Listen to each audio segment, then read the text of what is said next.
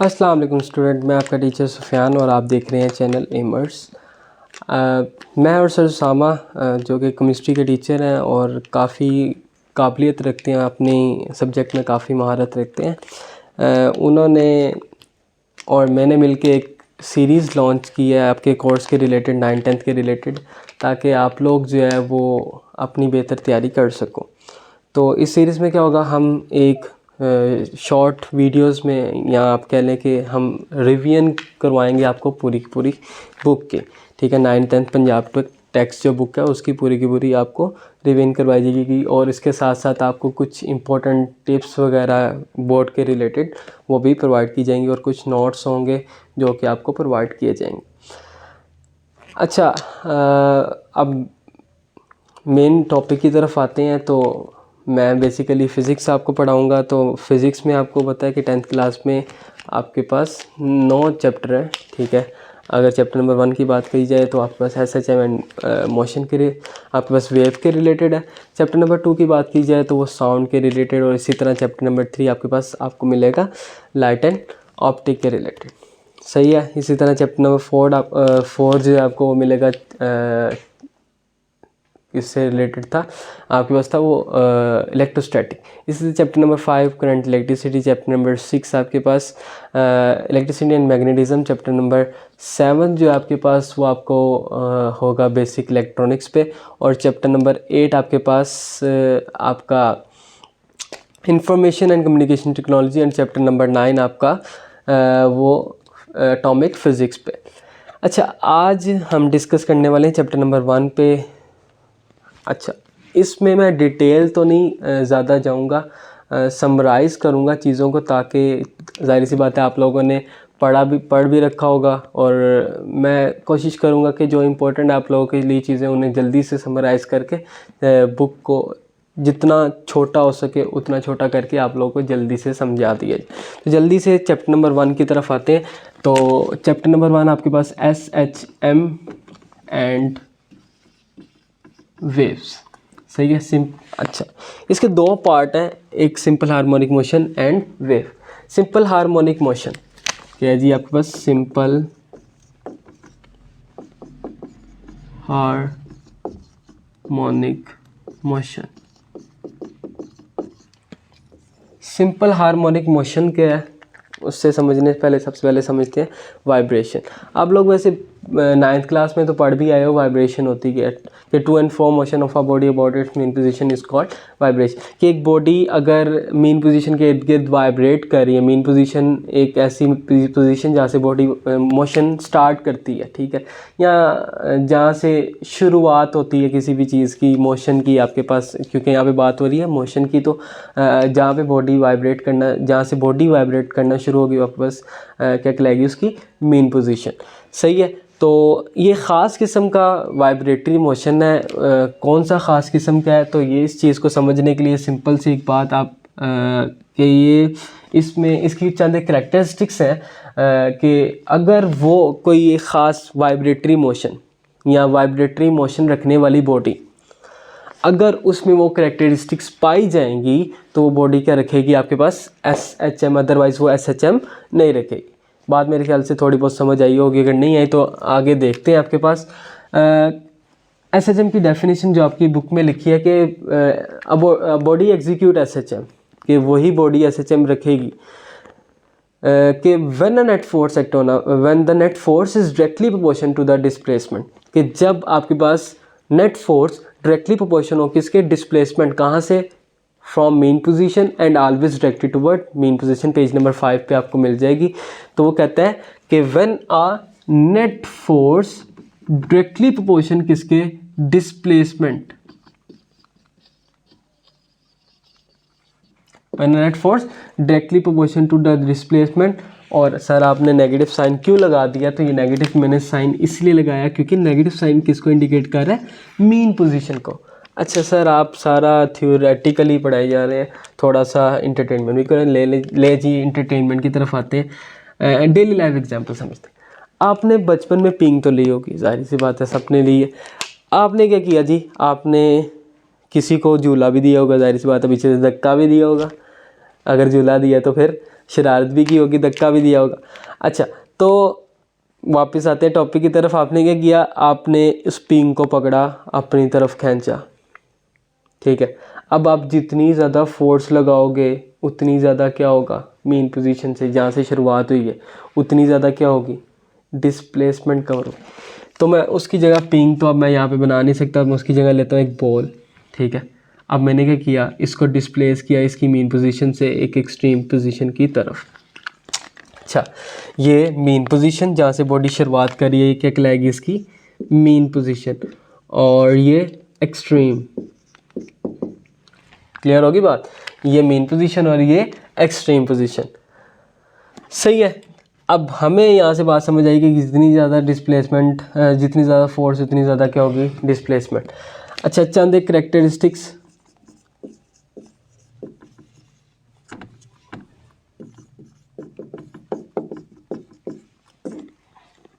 Characteristics SHM की वो क्या है, अब बात गौर से सुननी है, क्योंकि अभी ये जो पहला सेक्शन चल रहा है, अगर आपको ये समझ आ गया तो आपको पूरा का पूरा एसएचएम जो कि पहला पार्ट था आपके चैप्टर नंबर 1 का, वो सारा का सारा समझ आ जाएगा। आप लोगों ने बहुत ध्यान से बातें सुननी है। अब पहली बात कि नेट फोर्स डायरेक्टली प्रोपोर्शनल किसके, डिस्प्लेसमेंट फ्रॉम मेन पोजीशन। अब पहली बात, अगली बात पॉइंट बना रहा हूँ, फिक्स पॉइंट, फिक्स्ड पोजीशन भी आप इसे कह सकते हो, कि वही बॉडी एसएचएम रखेगी जो एक फिक्स पोजीशन के गिर्द क्या करेगी, मूव करेगी, अगर अदरवाइज कोई बॉडी एसएचएम नहीं रखेगी। अगली बात, आपके पास एक्सेलरेशन की हमेशा डायरेक्शन होगी किस तरफ, एक्सेलरेशन की हमेशा डायरेक्शन होगी किस तरफ, मेन पोजीशन की तरफ। Acceleration is always directed toward mean position. मैं पेज नंबर 5 पे पढ़ रहा हूँ ये सारी की सारी चीज़ करेक्टरिस्टिक्स, क्योंकि आप लोगों ने पहले पढ़ लिया हुआ है तो आपको मैं समराइज़ कर रहा हूँ ये चीज़ों को, ठीक है। उसके बाद आपके पास अगली बात कि acceleration directed toward the mean position.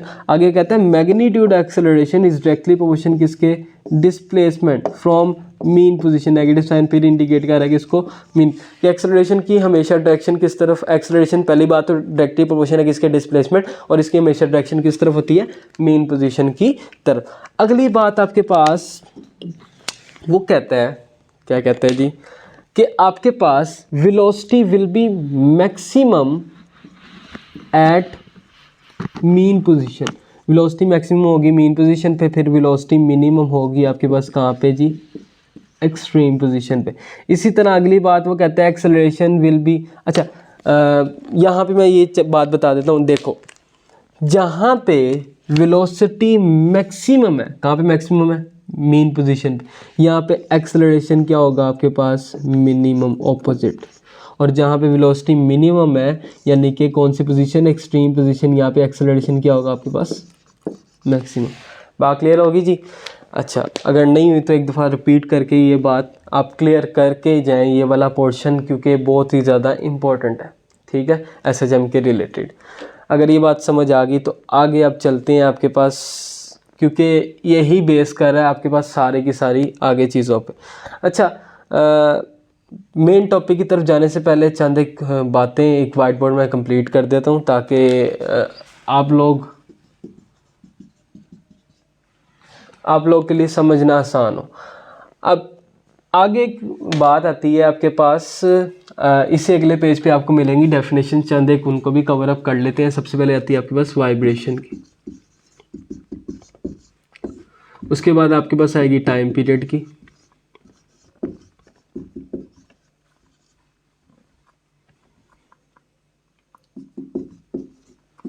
उसके बाद आपके पास आएगी जी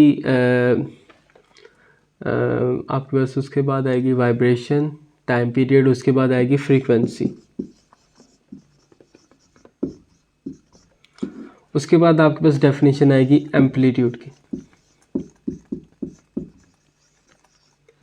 सही है, ये चंद एक डेफिनेशंस जो कि बहुत ही इम्पोर्टेंट है समझने के लिए, ऐसे बोर्ड में भी तो जाहिर सी बात है इम्पोर्टेंट है। अच्छा, वाइब्रेशन क्या होती है, कंप्लीट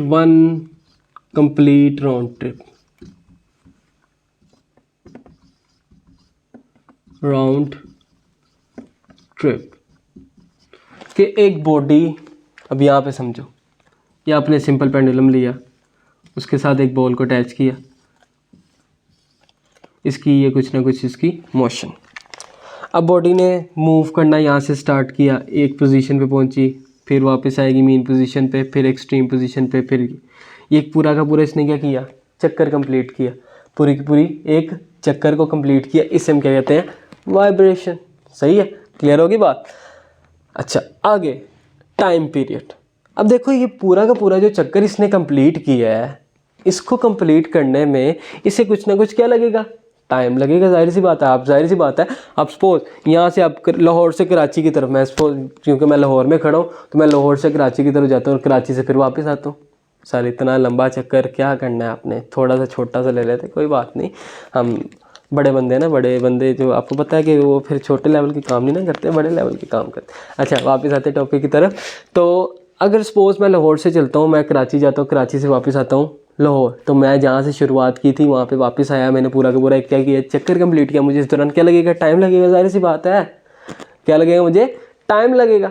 अब ये पूरा का पूरा चक्कर कंप्लीट करने में मुझे कुछ ना कुछ जो टाइम लगा है, अगर यही बॉडी जो वाइब्रेटरी बॉडी है वो अपने पूरे के पूरे चक्कर करने को कंप्लीट करने को जो टाइम लेगी, वो उसका क्या कहलाएगा, टाइम पीरियड। तो time taken by vibrating body to complete its one vibration. ठीक है, एक वाइब्रेशन को कंप्लीट करने के लिए जो बॉडी आपके पास टाइम लेती है, उसका क्या कहलाता है, टाइम पीरियड। आगे आपके पास कहलाता है, आगे आपके पास आती है जी फ्रीक्वेंसी। फ्रीक्वेंसी सर, अच्छा समझो फ्रीक्वेंसी क्या होती है। देखो एक सेकंड के अंदर, एक सेकंड बहुत थोड़ा सा सर टाइम है, अब रेफरेंस है, रेफरेंस आप चेंज भी कर सकते हो, ज़रूरी नहीं है एक सेकंड ही हो, एक मिनट भी हो सकता है, एक घंटा भी हो सकता है, लेकिन हम रेफरेंस के मुताबिक, स्केल के मुताबिक हम कहेंगे जी एक सेकंड। अच्छा एक सेकंड के अंदर बॉडी कितने राउंड ट्रिप क्रीम कंप्लीट करेगी, यानी कि कितनी दफ़ा अपने चक्कर को कंप्लीट करेगी, यानी कि number of vibration in unit time is called frequency. ठीक है, कि नंबर ऑफ वाइब्रेशन कितनी दफ़ा चक्कर कंप्लीट कर रही है एक यूनिट टाइम में, आपके पास उसकी क्या कहलाएगी, फ्रीक्वेंसी। और याद रखो इसका यूनिट होता है आपके पास क्या, हर्ट्ज़, और इसे आप HZ से रिप्रेजेंट करते हो। अच्छा एक और यहाँ पे एक बात, आपके पास इसका एक और यूनिट होगा आपके पास, वो क्या होगा, देखो नंबर का कोई यूनिट नहीं होता, टाइम का यूनिट होता है सेकंड। तो आपके पास इधर पावर क्या, पॉजिटिव पर जाके नेगेटिव, तो पर सेकंड। यहाँ पे आपके पास इसका एक और यूनिट आ जाता है पर सेकंड। क्लियर होगी बात। अच्छा आगे आपके पास आता है जी फ्रीक्वेंसी होगी हमारे पास, मैंने किस में लिख दी है, फ्रीक्वेंसी। अच्छा टाइम पीरियड को भी यहाँ पे लिखते थे, टाइम पीरियड, और इसे आप कैपिटल T से रिप्रेजेंट करते हो, इससे आप रिप्रेजेंट करते हो क्या, स्मॉल f से। क्लियर हो गया। अच्छा लास्ट जो कि डेफिनेशन आपके पास एम्पलीट्यूड, इसे आप कैपिटल A से रिप्रेजेंट करते हो, और ये क्या है जी, देखो ये मीन पोजीशन, ये एक्सट्रीम पोजीशन, अब इनके दरमियान कुछ ना कुछ क्या है, डिस्टेंस। अब मैक्सिमम डिस्टेंस मीन पोजीशन से बॉडी कितना गेन करती है, वो उसका क्या कहलाता है, एम्पलीट्यूड। ठीक है, तो मीन पोजीशन से बॉडी जितना डिस्टेंस कवर करेगी, उसका क्या कहलाएगा, एम्पलीट्यूड। जाहिर सी बात है डिस्टेंस है तो इसका यूनिट क्या होगा, मीटर। अच्छा तो ये हो गया ये सारी की सारी बेसिक्स बातें। अब आते हैं SHM की एग्जांपल्स की तरफ।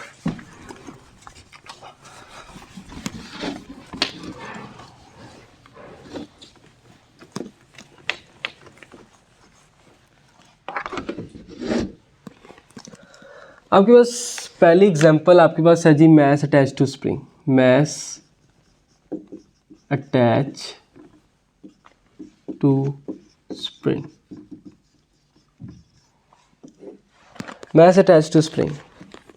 अच्छा आपने क्या किया, एक सरफेस ली, कौन सी, हॉरिजेंटल सरफेस, एक हॉरिजेंटल सरफेस ली, और एक फिक्स पॉइंट के साथ आपने क्या किया जी, एक स्प्रिंग को बांध दिया, और उसके साथ एक अदद बांध दिया आपने क्या, मैस M। सही है। अब आपने क्या किया, इस पर एक फोर्स लगाई जिसे आपने कह दिया F। जाहिर सी बात है ये कुछ ना कुछ अपनी जगह से क्या होगा, डिस्प्लेस करेगा। सही है। अब आप इस पोजीशन को कह देते हो ये ओ पोजीशन है, और यहाँ पे जब आपने फोर्स लगाई इसे आप कह दो ए पोजीशन। अब ओ से ए के दरमियान आपने क्या किया, कुछ ना कुछ डिस्प्लेसमेंट कवर किया, या एक्स से कह लो आप, आपने डिस्टेंस कवर किया, डिस्प्लेसमेंट कवर किया। जाहिर सी बात है दोनों डिफरेंस, दोनों में डिफरेंस है। एक आपके पास स्केलर क्वांटिटी और एक आपके पास वेक्टर क्वांटिटी। अच्छा, आपके पास मूव किया इसने टूवर्ड ओ से ए। अब चंद एक बातें, जब आपके पास ये मैस जो कि एम है, जब ओ पोजीशन पे था ये स्टेबल था, ठीक है, स्टेशनरी पोजीशन पे था, यानी कि यहाँ पे जो नेट फोर्स एक्ट कर रही थी वो आपके पास क्या थी, वो थी ज़ीरो। इसे आपने मूव करवाया ए पोजीशन की तरफ, कुछ ना कुछ फोर्स लगाई। अब यहाँ पे फोर्स लगा के जब आप यहाँ पे ला के इसे छोड़ोगे तो ये किस तरह मूव करेगा, टूवर्ड द पोजीशन ओ। क्यों सर? अच्छा, तो यहाँ पे इस पे एक्ट करेगी क्या, रीस्टोरिंग फोर्स। सर ये किस चीज़ का किस बला का नाम है? अच्छा, ये बला है जी जो क्या करती है, पुश और पुल। जो आप भी हो? नहीं सर हम नहीं हैं, हम शरीफ से बच्चे हैं। नहीं आप लोग शरीफ नहीं हो, मुझे पता है, चंद एक शरीफ होंगे, सारे शरीफ नहीं। अच्छा वापस आते हैं टॉपिक की तरफ। आपके पास रीस्टोरिंग फोर्स, ऐसे तो आपने भी बचपन में किया ही होगी, कारनामे हर कोई सरंजाम देता है, मैं भी बीच में शामिल हूँ, कोई मसला नहीं है। अच्छा, आप क्या करते हो, किसी को पुश और पुल, ये दोनों काम आपने किए हुए, ठीक है। ये भी काम इसी का भी है, इसने भी यही काम करना है। क्या करना है, पुश और पुल, ताकि बॉडी क्या कर। अच्छा, वहाँ पे आपका काम पुश और पुल करने के बाद होता था बस छड़ दो, मैं जा रहा हूँ जी यहाँ पे। लेकिन ये क्या करती है, एक दो पुश कर दिया और फिर बाद में पुल भी करती है। क्या बात है सर इसकी, हमें इतनी बात नहीं है। अच्छा नहीं है तो फिर मैं क्या कर सकता हूँ। अच्छा वापस आते हैं टॉपिक की तरफ। तो आपके पास ये क्या करती है, पुश और पुल करती है, किसको, एक ऑब्जेक्ट को, ताकि वो क्या कर सके, ऑसिलेटरी मोशन परफॉर्म कर। सर इतना मुश्किल लफ्ज़ क्यों बोल रहे हैं, सिंपल सा बोल दे, वाइब्रेशन। हाँ जी, तो ऑसिलेशन का दूसरा नाम क्या होता है, वाइब्रेशन। तो ये क्या करती है, पुश और पुल करती है एक ऑब्जेक्ट को, ताकि वो क्या कर सके, परफॉर्म कर सके कि कौन सा मोशन, वाइब्रेटरी मोशन।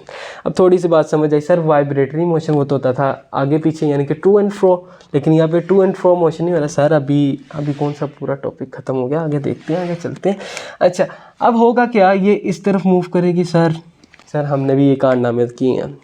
लास्टिक पकड़ के आपने, जाहिर सी बात है बच्चे में करते हैं, लास्टिक पकड़ा, टक, ओए होए, किसी के कान पे मारा होगा, स्वाद है सर हमें, और स्वाद अगले को आया होगा, आपको नहीं आया होगा। चलो वापस आते हैं। तो आपने क्या किया, आपने लास्टिक को पकड़ा, जब छोड़ा तो जहाँ से शुरुआत की थी वहाँ पे जाके रुक गया था? नहीं सर वहाँ पे नहीं रुका था, आके चला गया था। क्यों? अच्छा, तो यहाँ पे बात करते हैं, तो यहाँ पे आके रुकेगा नहीं, क्यों, इनर्शिया की वजह से।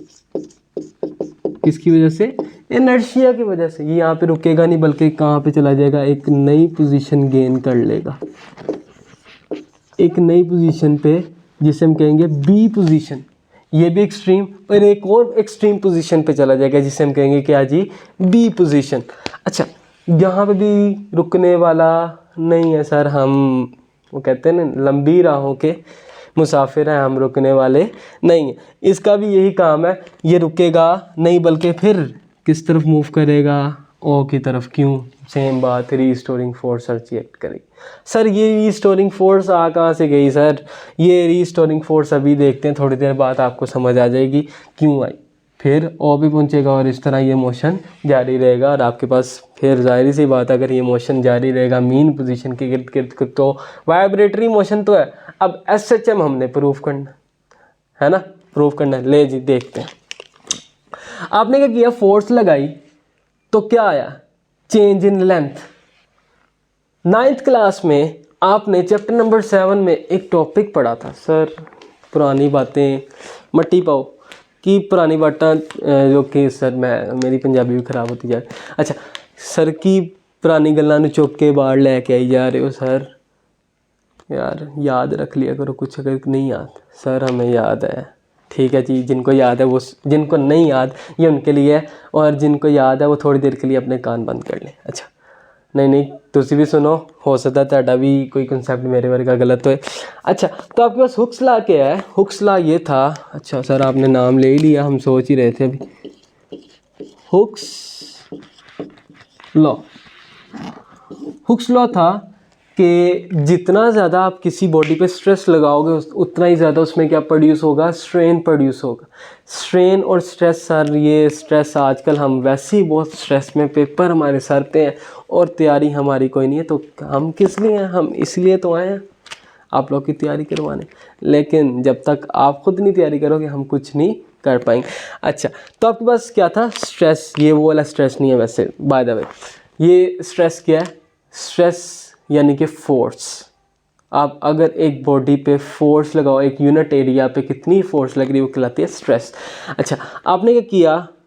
आपने इलास्टिक की जो अभी कान पे आपने मारा है उसी की एग्जांपल ले रहा हूँ। इलास्टिक को आपने खींचा तो उसकी क्या आई? Change in length, change in shape, change in volume. उसका पहले वॉल्यूम इतना सा था, लेंथ इतनी सी थी, अब क्या होगी? बड़ी। वॉल्यूम कम हो गया, सर ज़्यादा हो गया सर। अच्छा ठीक है जी, मान लेते हैं गलती होगी जी, गलती हो।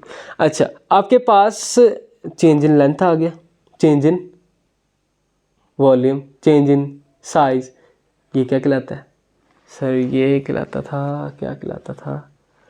और अभी तो बताया है, स्ट्रेन। तो आपके पास क्या आएगा?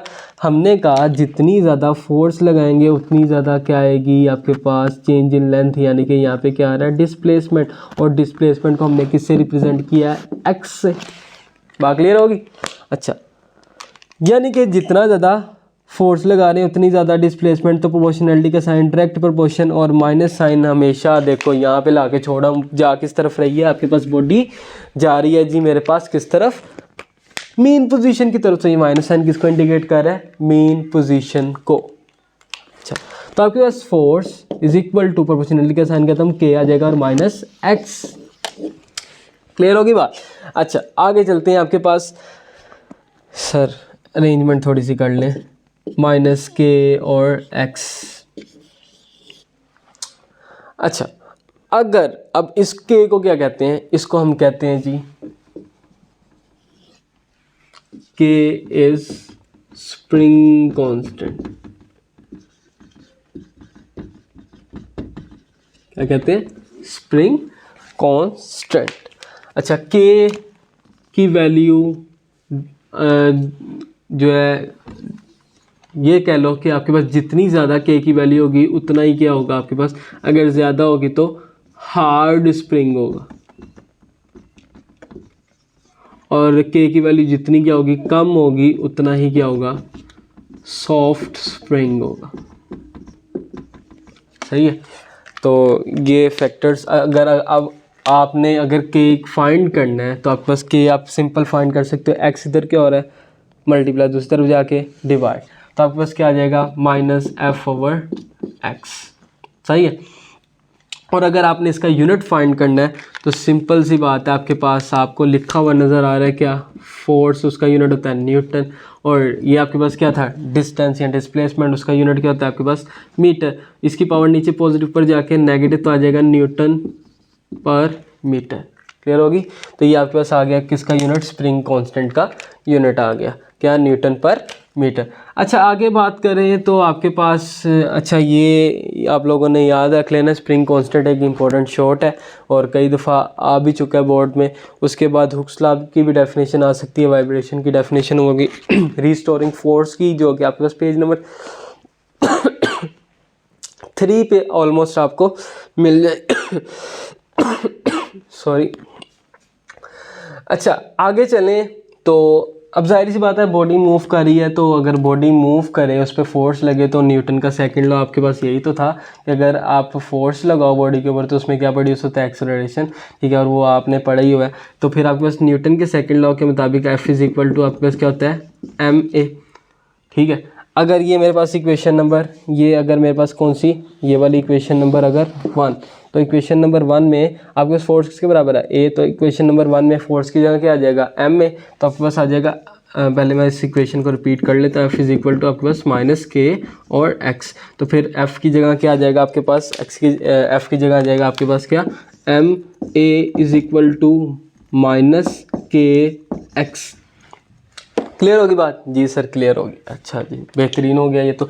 फिर आगे चलते हैं, तो आपके पास ये m इधर क्या हो रहा है, मल्टीप्लाई दूसरी तरफ जाके डिवाइड, तो a आपके पास किसके बराबर आ जाएगा, minus K x divided by m। अच्छा अब मुझे एक बात यहाँ पे आप लोग खुद बताओ, जब आपके पास मीन पोजीशन पे मैथ्स है और जो मैथ्स आपके पास एक्सट्रीम पोजीशन पे है, चाहे वो बी पे है चाहे ए पे, सेम रह रहा है ना, चेंज तो नहीं ना किया, जाहिर सी बात है नहीं चेंज की, ठीक है। और स्प्रिंग वही है यहाँ पे भी, वही स्प्रिंग यहाँ पे, वही स्प्रिंग यहाँ पे, तो के की वैल्यू किस पे डिपेंड कर रही है, स्प्रिंग पे। दोनों ही क्या रह रहे हैं, कांस्टेंट, यानी कि के और एम आपके पास क्या हो गए, कांस्टेंट। एक बात, अगर प्रोपोर्शनैलिटी का साइन खत्म होकर कांस्टेंट आ सकते तो कांस्टेंट खत्म होकर प्रोपोर्शनैलिटी का साइन भी आ सकता है। यही बात यहाँ पे होगी आपके पास, क्या होगी कि आपके पास ए कांस्टेंट खत्म हो गया, प्रोपोर्शनैलिटी का साइन माइनस एक्स, तो ए डायरेक्टली प्रोपोर्शन हो गया किसके, माइनस एक्स के। अच्छा अब करेक्टरिस्टिक्स एसएचएम की जो हमने पढ़ी, अगर वो प्रूव होंगी तो ये बॉडी क्या है, एसएचएम रखती है, अदरवाइज एसएचएम नहीं रखती। तो पहला देखो, एक फिक्स पॉइंट की गिर्द बॉडी मूव कर रही है, जाहिर सी बात है मूव कर रही है, तो क्या रखेगी, एसएचएम, पहला पॉइंट क्लियर। दूसरा, एक्सेलरेशन की हमेशा डायरेक्शन किस तरफ होती है, मेन पोजीशन, वो भी मैं बाद में समझाता हूँ, ठीक है। तीसरा पॉइंट था magnitude of this acceleration is directive position किसके, डिस्प्लेसमेंट किस तरफ, toward the mean position. 2 point clear. अब तीसरा पॉइंट जो आपके पास क्या था, वेलोसिटी कहाँ पे मिनिमम और कहाँ पे मैक्सिमम। देखो यहाँ से मैंने इसे छोड़ा तो यहाँ पे इसकी वेलोसिटी क्या है, जब मैं छोड़ रहा हूँ अपने, मेरे हाथ में है, सपोज मैंने स्प्रिंग ऐसे पकड़ा, उसे खींच के पीछे लेके आया, अब मेरे हाथ में है, इस वक्त रेस्ट में है ना, तो रेस्ट में आपके पास वेलोसिटी क्या होती है, 0, यानी कि मिनिमम। जैसे ही मैं इसे छोड़ूंगा फुल स्पीड के साथ भागता आगे की तरफ जाएगा, ऐसे ही होगा ना, फुल स्पीड के साथ आगे भागता हुआ आगे की तरफ जाएगा और अटेन करेगा मैक्सिमम वेलोसिटी। तो यहाँ पे भी यही आपके पास होगा कि आपके पास जब आपके पास एक्सट्रीम पोजीशन पे पहुँचेगी बॉडी, तो यहाँ पे इसकी वेलोसिटी क्या होगी, वेलोसिटी होगी जी क्या, मिनिमम, सही है। और जब यहाँ पे पहुँचेगी तो यहाँ पे वेलोसिटी क्या होगी इसकी, मैक्सिमम। क्लियर होगी। अब सपोज यहाँ पे इसकी वेलोसिटी कितनी है, मिनिमम है, तो इसमें सपोज कर लेता हूँ 0 है। यहाँ पे इसकी वेलोसिटी कितनी है, सपोज कर लो 100 है। अच्छा अब ये 0 से इसने स्टार्ट किया मूव करना, यहाँ पे मैं एक्सट्रीम पोजीशन की बात कर रहा हूँ, मूव करना स्टार्ट किया, मूव करना स्टार्ट किया। जैसे ये मूव करेगी किस तरफ, मेन पोजीशन की तरफ, तो एकदम ही 100 की स्पीड पे पहुंच जाएगी, नहीं सर ऐसा तो ज़्यादती हो जाएगी इसके साथ। तो फिर क्या होगा, 10, 20, 30, 40, 50 एंड सो ऑन चलती जाएगी। आस्ता आस्ता क्या कर रही है, स्पीड पकड़ रही है सर। यानी कि अब यहाँ से एक बातें जो कि मैं यहाँ पे भी, चूँकि ये सारी टॉपिक में आपको समझ आएगी। अब मैं पोजीशंस को लिख रहा हूँ ओ से ए की तरफ, ठीक है, ये और सेम ही चलेगा ओ से बी की तरफ, क्योंकि दोनों ही एक्सट्रीम आपके पास एक्सट्रीम पोजीशन। और फिर होगा ए से ओ की तरफ और बी से ओ की तरफ, ये 2 कंडीशंस। अब जब हम ए से ओ की तरफ आ रहे हैं तो आपने खुद ही कहा सर 0 से 100 की तरफ जा रहे हैं, तो आस्ता आस्ता स्पीड क्या हो रही है, इंक्रीज हो रही है। स्पीड क्या हो रही है जी, वेलोसिटी इंक्रीज कर रही है सर, सही है। आपने 9th क्लास में एक बात पढ़ी थी कि अगर वेलोसिटी इंक्रीज करती है तो आपके पास क्या होगा, एक्सेलरेशन पॉजिटिव प्रोड्यूस होगा। और अगर वेलोसिटी डिक्रीज करेगी, वेलोसिटी क्या करेगी, डिक्रीज करेगी, तो आपके पास एक्सेलरेशन कौन सा प्रोड्यूस होगा, नेगेटिव वाला, सही है। अब अगली सिचुएशन, यहाँ से इस तरफ जाओगे, जाहिर सी बात है। अब देखो आप किस तरफ से किस तरफ जा रहे हो, किस तरफ से, अच्छा थोड़ा सा ना हमने सही किया वैसे तो। आप लोग इसको थोड़ा सा चेंज कर लेना, ये ऊपर वाला नीचे आना था, नीचे वाला ऊपर जाना था, क्योंकि हम बात कर रहे हैं अभी ए से ओ की तरफ। तो यहाँ पे ए से जब ओ की तरफ आओगे तो वेलोसिटी क्या कर रही है, इंक्रीज। मैं उत्ते वाली साइड से लिखता, गलती करती थोड़ी जी, कोई गल नहीं, तुसी सही कर लेना। अच्छा अब आगे वापस आते हैं। अब आपके पास क्या हो रहा है, हम यहाँ से इस तरफ आए, अब बॉडी किस तरफ जाएगी, ओ से किस तरफ, बी की तरफ। जब बॉडी, दोबारा लिख रहा हूँ, ओ से बी की तरफ जाएगी तो आस्ता आस्ता क्या करेगी, कम होगी, स्पीड उसकी क्या होगी, मिनिमाइज होगी, क्योंकि मिनिमम की तरफ जा रही है ना। मीन से मैक्सिमम से किस तरफ जा रही है, मिनिमम की तरफ। आस्ता वेलोसिटी क्या करेगी, वेलोसिटी आपके पास होगी क्या सर, वो तो करेगी डिक्रीज। और अगर वेलोसिटी डिक्रीज करेगी तो एक्सेलरेशन कौन सा प्रोड्यूस होगा, नेगेटिव एक्सेलरेशन सर प्रोड्यूस होगा। बात क्लियर आ गई समझ। तो वही करेक्टरिस्टिक्स, यहाँ पे वेलोसिटी क्या है, मैक्सिमम, यहाँ पे मिनिमम। एक्सेलरेशन ज़ाहिर सी बात है सर, अगर इधर मिनिमम आपके पास मिनिमम वेलोसिटी तो एक्सेलरेशन क्या होगा, मैक्सिमम।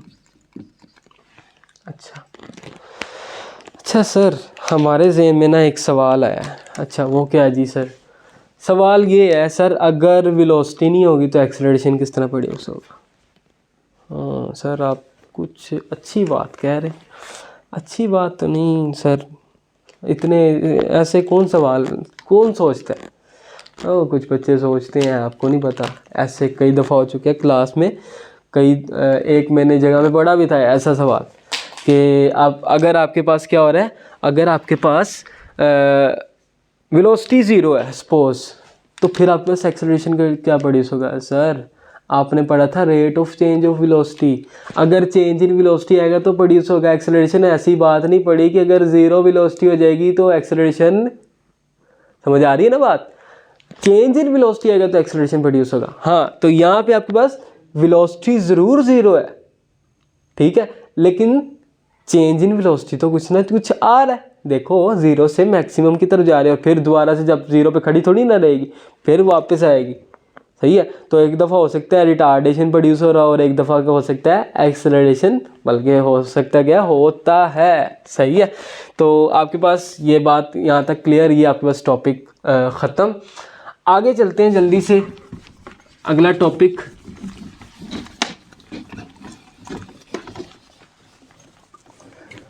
सर आपने कहा था कि समराइज़ करेंगे, लेकिन आप पूरा डिटेल में पढ़ाई जा रहे हैं, तो कोई बात नहीं, पढ़ लें, फ़ायदा ही हो जाएगा। ले जी आगे चलते हैं। आपके पास आगे आपके पास टॉपिक आता है, क्या आता है सर, आपके पास आता है बॉल एंड बाउल सिस्टम।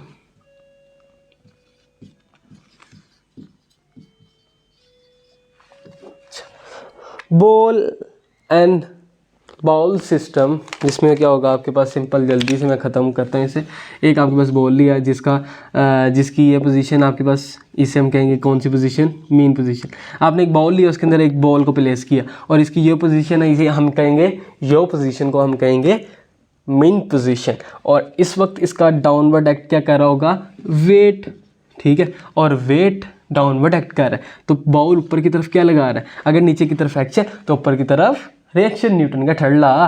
तो ये दोनों आपस में क्या कर देंगे, एक दूसरे को कैंसिल आउट। तो यहाँ पे जो नेट फोर्स लग रही होगी, यहाँ पे जो नेट फोर्स लग रही होगी वो किसके बराबर होगी सर, वो तो ज़ीरो के बराबर होगी। अब आपने क्या किया, इसको उठा के एक पोजीशन पे ले आए, एक्सट्रीम। अच्छा ये जो पोजीशन है ना, इसे आप कहोगे, इससे आप क्या कहोगे, इससे आप कहोगे ओ पोजीशन, और इसे आप उठा के ले आए एक पोजीशन ए की तरफ। इस तरह यहाँ पे एक पोजीशन आएगी, यहाँ पे भी आप बॉल, इसी बॉल को अभी लेके जाओगे, सब्र करो ज़रा।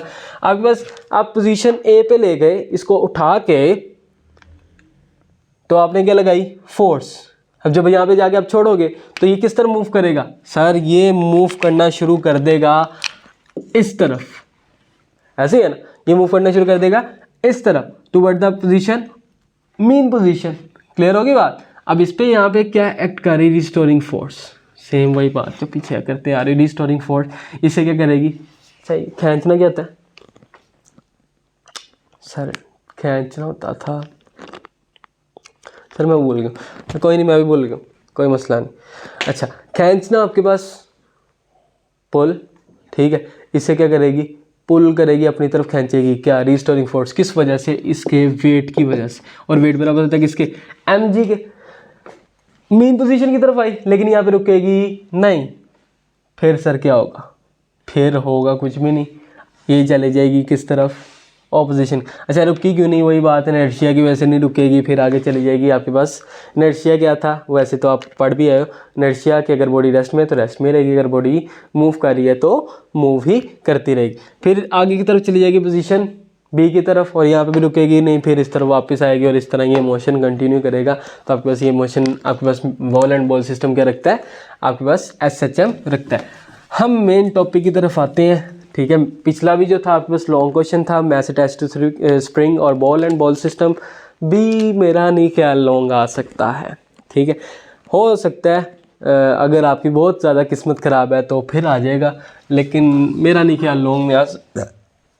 सॉरी, आपके पास आगे चलते हैं, तो आगे आपके पास आता है जी, क्या आता है, हाँ, मैस अटैच्ड टू स्प्रिंग तो हो गया, क्या कर रहा है यार सुफियान। आपके पास आगे आता है, आगे क्या आता है, हाँ, सिंपल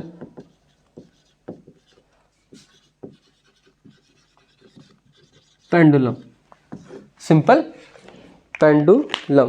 अच्छा, सिंपल पेंडुलम क्या है, एक आपने क्या किया, एक फिक्स पॉइंट के साथ एक बॉब को, ठीक है, बॉब को आपने क्या कर दिया जी, बांध दिया, ठीक है। बॉब जिसका मैस है m, और आपने उसको बांधा है एक स्ट्रिंग के साथ, एक धागे के जिसकी लेंथ है जी l, और एक फिक्स पॉइंट के साथ बांध दी। अब इसका यहाँ पे क्या चीज़ एक्ट कर रही है, इसकी यहाँ पे डाउनवर्ड एक्ट कर रही है, वो क्या है जी, इसका वेट। और आपको पता है टेंशन में क्या होती है, ओहो टेंशन में नहीं, स्ट्रिंग में होती है सर टेंशन। क्या करते हैं आप कई दफ़ा हो जाता है, अब मैं क्या करूँ। आपके पास स्ट्रिंग में क्या होगी, टेंशन, और डाउनवर्ड क्या एक्ट करेगी, करेगी नहीं सर, आपका जेंडर भी आप खराब करिए, वेट करेगा सर, वेट एक्ट करेगा इसका डाउनवर्ड, और वेट जो है वो कैंसिल आउट कर देगा टेंशन इन अ स्ट्रिंग, तो उन्होंने कैंसिल आउट कर दिया। तो यहाँ पे जो नेट फोर्स होगी वो आपके पास नेट फोर्स किसके बराबर होगी, फिर 0 के बराबर। अच्छा सर, नेट फोर्स 0 के बराबर होगी तो ये बॉडी मूव करने वाली नहीं है, हाँ, तो ये बॉडी होगी स्टेशनरी पे, एट पे। अब आपने क्या किया, इस पे फोर्स लगाई और इसे एक पोजीशन पे ले गए, इस पोजीशन को कह दिया आपने, उस पोजीशन को कह दिया आपने ए पोजीशन। यहाँ पे आपने आपके पास इसका मैस m ही रहा आपके पास। अब आप इसे उठा के ले गए कुछ ना कुछ एंगल पे, ठीक है, ये यहाँ से आप उठा के कुछ एंगल पे ले गए। अच्छा आगे, अब क्या होगा, इसका यहाँ पे भी डाउनवर्ड एक्ट करेगा वेट, तो सर डाउनवर्ड एक्ट कर रहा है, फ़ौरन से आप कहते हैं सर ये डाउनवर्ड मूव करे, लेकिन ऐसा नहीं होता, आपको भी पता है ये ऐसा होगा नहीं। ये किस तरफ मूव करेगी सर, ये आप इस तरफ मूव करने वाली है ना, यस सर आप सही सोच रहे हैं, ये मूव करने वाली है इस तरफ, तो ये मूव करेगी सर इस तरफ, लेकिन सर इसका डाउनवर्ड वेट एक्ट कर रहा है, ये मूव इस तरफ क्यों कर रही है, यही तो चीज़ अभी देखनी है आपने। अच्छा आपने क्या किया था 9th क्लास में, वैसे मैं आपको एक बचपन वाली कहानी भी सुना चुका हूँ, जो मेरे से बच्चे पढ़े हैं उनको पता होगा ये कहानी का। अच्छा आप बचपन में बहुत ज़्यादा आपने घर वालों को तंग किया, और एक जो स्टोरी, एक काम जो आपने हर तकरीबन बच्चे ने किया होगा, आपका तो पता नहीं, हमने तो किया है। अच्छा वो क्या था, वो ये था कि आप लोगों ने क्या किया, बचपन में एक वो बाहर आती थी, एक समझ लो कि एक गाड़ी टाइप आती थी, उसके 2 टायर होते थे, सही है, और ऐसे ट्रायंगुलर शेप होती थी, और यहाँ पे सेंटर में ड्रम और पीछे रबर, और इसके ऊपर ड्रम के ऊपर ठा ठा ठा वो लगता था जब उसको रेड़ते थे, और सारा दिन आप लोगों ने क्या होता था, अपने घर वालों का सर खाया था, हमने भी खाया था सर, हम भी आपके साथ ही हम भी शामिल हैं।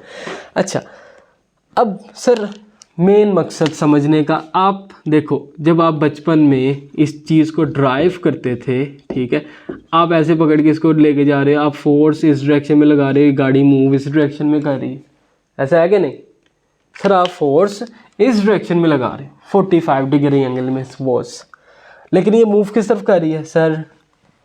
वर्टिकली, है ना, ज़मीन के साथ। क्यों?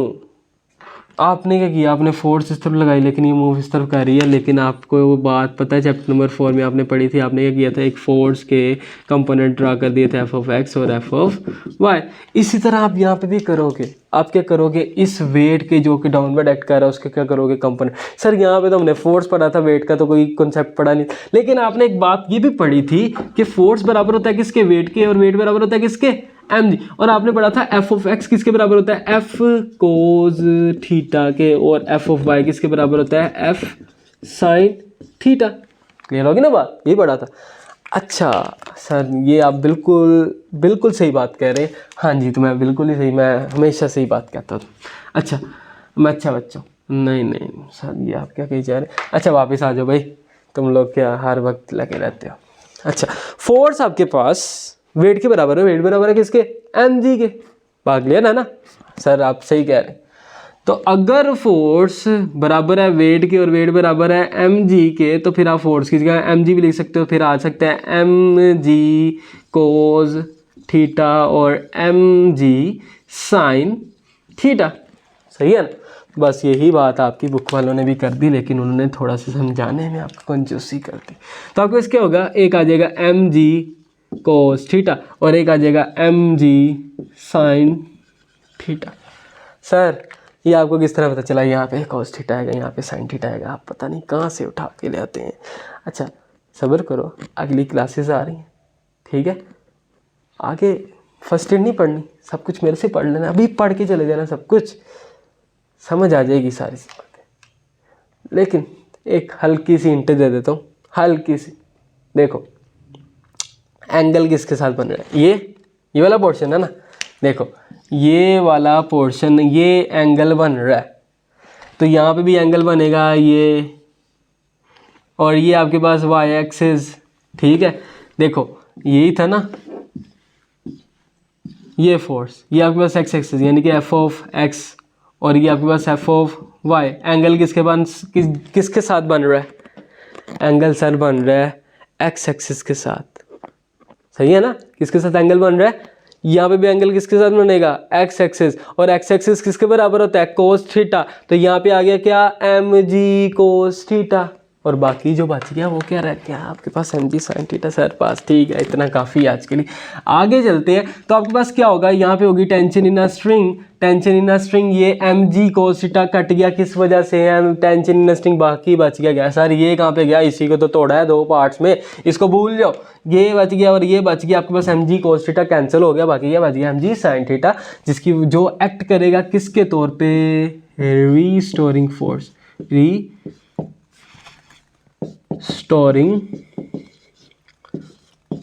फोर्स। सही है, रीस्टोरिंग फोर्स के तौर पे एक्ट करेगा और बॉडी मूव करेगी किस तरफ, पोजीशन मेन की तरफ। और यहाँ पे आके रुकने वाली नहीं है, बल्कि फिर आगे निकल जाएगी, फिर घूमने फिरने निकल जाएगी, आपके पास बी पोजीशन पे, आपके पास बी पे पहुंची, जी सर पहुंच गई। फिर क्या होगा, अच्छा यहाँ पे आके रुकी क्यों नहीं, वही यार पुरानी, फिर से वही इनर्शिया, ठीक है सर, यहाँ से मूव किया रिस्टोरिंग फोर्स, इनर्शिया, फिर वही बात चलेगी बार बार। सर एक ही बात आप रिपीट पे लगाई रखी है, कोई बात नहीं, सुनते जाओ, क्लियर होगी बात। तो आपके पास फिर ऐसे मोशन क्या होगा, मीन पोजीशन के इर्द गिर्द जारी रहेगा। तो फिर अगर मीन पोजीशन के इर्द गिर्द मोशन जारी रहे तो इसे हम क्या कहते हैं, एस एच एम। ले जी, ये आपके पास क्लियर होगी बात आपको। तो फिर आपके पास एक पिछले टॉपिक की भी बात मैं स्किप कर गया था, तो वो भी सीख लेते हैं यहाँ पे। देखो टाइम पीरियड का फॉर्मूला, पीरियड जो कि मैं आपको समझा भी चुका हूँ, उसका फॉर्मूला सिंपल पेंडुलम के लिए सबसे पहले लिख लेते हैं। सिंपल वो क्या था आपके पास, t is equal to 2 pi under root l over g. सही है, तो टाइम पीरियड किन दो फैक्टर्स पे डिपेंड कर रहा है, एल और जी पे, और किसी फैक्टर पे डिपेंड नहीं करता, ना ही मैस पे और ना ही एम्पलीट्यूड पे। सही है। एक्सरसाइज का एक एमसीक्यूज भी है कि अगर हम उसने बड़ा लंबा करके लिखा है, अगर हम मैस को 4 टाइम कर दें इंक्रीज, तो बताओ भाई इसके टाइम पीरियड, किसके टाइम पीरियड, सिंपल पेंडुलम के टाइम पीरियड पे क्या इफेक्ट होगा, तो कोई इफेक्ट होने वाला नहीं है। सही है, क्योंकि टाइम पीरियड किन पे डिपेंड कर रहा है, लेंथ और ग्रेविटी पे। ठीक है, ग्रेविटी पे नहीं, ग्रेविटेशनल एक्सेलरेशन पे डिपेंड कर। सही है, ये बात आपने याद रखनी है। और इसी तरह एक कंसेप्चुअल क्वेश्चन भी है, मैं साइड पे सॉल्व करता हूँ। उससे पहले हम देख लेते हैं टाइम पीरियड किसका, mass attach to spring, mass attach to spring. मैं पूरा नहीं लिख रहा, आप लोग लीजिएगा, आप लोग को आता है मेरे से ज़्यादा। नहीं सर, क्या कही जाने, 2 pi under root m over k। ठीक है, अब ये याद रखना है, ये सिंपल पेंडुलम का, ये आपके पास मैस अटैच टू स्प्रिंग है। तो आपको यहाँ से नज़र आ रहा है किन किन फैक्टर्स पे डिपेंड कर रहा है, मैस और k की वैल्यू पे आपके पास किसका time period mass attach to spring. Clear होगी बात। अच्छा जी सर, आगे एक्सरसाइज का, इससे मैं बता देता हूँ, आपको मिल जाएगा वैसे तो पेज नंबर मेरे ख्याल से 2 पे, यस नहीं 2 नहीं सर, 3 पे आपको ये भी फॉर्मूला मिल जाएगा। और ये आपको मिलेगा पेज नंबर 5 पे। सही है, पेज नंबर 5 पे आपको ये फॉर्मूला मिल जाएगा। अच्छा, एक्सरसाइज का कंसेप्चुअल क्वेश्चन है, दूसरा या तीसरा आपको मिलेगा। उसमें वो कहता है कि अगर हम लेंथ को 2 टाइम कर दें, यानी कि डबल करते हैं लेंथ को, तो लेंथ डैश आ जाएगी आपके पास सपोज। तो बताओ इसके टाइम पीरियड पे क्या इफेक्ट होगा, तो टाइम पीरियड इसका क्या होगा। ले जी, आपके पास सिंपल टाइम पीरियड का आपको फॉर्मूला पता है, वो क्या था, 2 pi under root l over g. अब आपने किस चीज़ को डबल किया, लेंथ को, तो सिंपल आप क्या करोगे, लेंथ को डबल कर दो, तो 2 पाई अंडर रूट लेंथ क्या होगी, डबल डिवाइडेड बाय जी। तो आपके पास 2 pi under root l over g under root 2। अच्छा, अब यहाँ से आपको साफ नज़र आ रहा है कि ये आपके पास सारा के सारा किसका फॉर्मूला है, ये सर हमारे पास फॉर्मूला टाइम पीरियड का, बाकी क्या उसके साथ क्या आ गया 2। तो आपके पास एक नया टाइम पीरियड आ गया जिसे आप कह दोगे टी डैश। ठीक है, क्या कह दिया, टी डैश, इधर लिखता हूँ, आपके पास आ गया T dash is equal to T under root 2। Sir ये टी डैश क्या है, सिंपल नाम है, सिंपल नाम है, टी डैश एक नई चीज़ है, एक नई चीज़ आ गई आपके पास। तो टाइम पीरियड इंक्रीज कर रहा है कितना, अंडर रूट 2 टाइम्स। क्लियर होगी बात। अच्छा, तो आज के लिए बस इतना ही रखते हैं। ठीक है, इंशाल्लाह कल नेक्स्ट पोर्शन में मिलेंगे आपको वेव के साथ। ठीक है, होप सो मज़ा आया होगा आपको।